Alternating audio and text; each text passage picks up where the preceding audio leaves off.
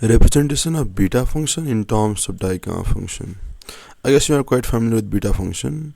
The definition of beta function is just the sum from n equals to 0 to infinity of minus 1 to the power n by 2n plus 1 to the power s. You can notice that we have the inverse of the consecutive odd numbers raised to power s. Yes, and also there is alternating sign of plus minus plus minus. Okay, now we are going to write this in terms of the digamma function. Yeah, and digamma function is basically defined by this expression digamma of z plus 1 is minus of Euler-Masonry constant the sum from n equals to 1 to infinity of 1 by n minus 1 by n plus c.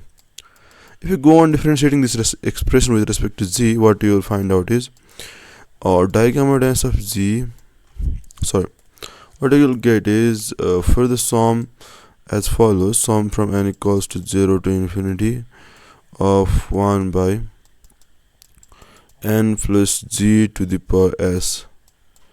Okay, if you have this can be written as minus 1 to the power s digamma to the power s minus 1 of g by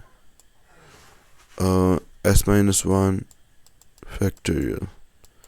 Okay, so this is what we get if we go on continuously differentiating the expression of digamma z plus 1. Yes, now once you know that we will get this expression, now we can see how we can manipulate this to get it in terms of the digamma function. Okay, the first thing is we have a negative 1 to the power n, so that means what we can do is for even powers this will just be 1. Yes, 2 times the just for the even powers when n is even, and for odd that will be minus, yeah, minus itself. Odd means when n is 2n plus 1. Yes, when n is 2n plus 1, so that means 2n plus 1 means 4n plus 2 plus 1, so 4n plus 3. Okay, good. Now this is 4n plus 1, this is 4n plus 3. Let me take 1 by 4 to the power s common. Now this is sum from n equals to 0 to infinity of 1 by n plus 1 by 4 to the power s.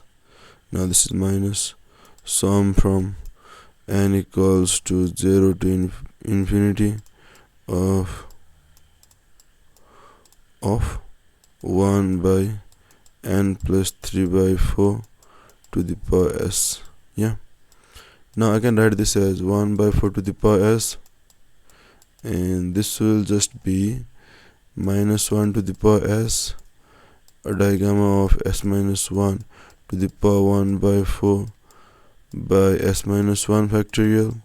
Yes, similarly minus, that is also minus 1 to the power s digamma of s minus 1 to the power 3 by 4 by s minus 1 factorial. I guess this is the representation in terms of the digamma function, but still now we can take this minus 1 to the power s with the 4 to the power s and then write it properly as 1 by minus 4 to the power s and then s minus 1 factorial. And after that we have digamma dance of s minus 1 of 1 by 4 minus digamma to the power s minus 1 the derivative of 3 by 4. Yes, s minus 1 the derivative. So we have finally found the answer for this one as well, and this is also not too hard, just this representing taking from one form to other. Hope you enjoyed the video, hope you learned something new. Thanks for watching, look forward to seeing the upcoming videos too.